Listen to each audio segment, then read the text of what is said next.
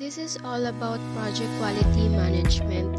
Ano nga ba ang project quality management? Ito po yung pag-manage ng lahat ng process and activities na kinakailangan na ma-determine and ma-achieve sa project quality.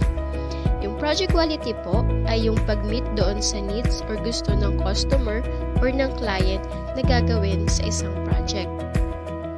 So, sa quality management, meron po siyang tatlong concept. One is customer satisfaction.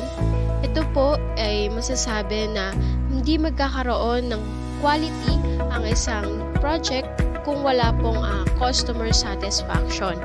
Another one po is yung prevention over inspection.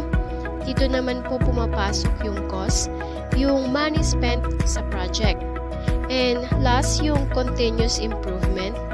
Ito po yung pag-extend ng effort sa mga changes and improvements na in this case po, ongoing yung pag-monitor and yung pag-document ng mga coming issue sa project na dapat maayos immediately. So, once po na meron ng idea and concept about project quality management, yung next step po is yung how to implement this project quality management.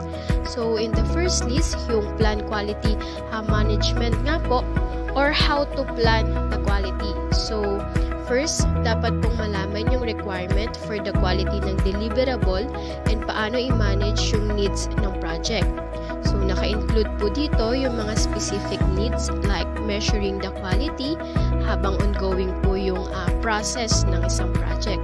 Another one, yung quality checklist na pwede pong mag-collect at mag-organize na makita yung pag-need ng ma-hit yung project. So, yung next po is yung quality assurance kung saan po ito po yung plan and activities sa isang system for we to be able po na ma-fulfill yung product or yung service ng quality requirement.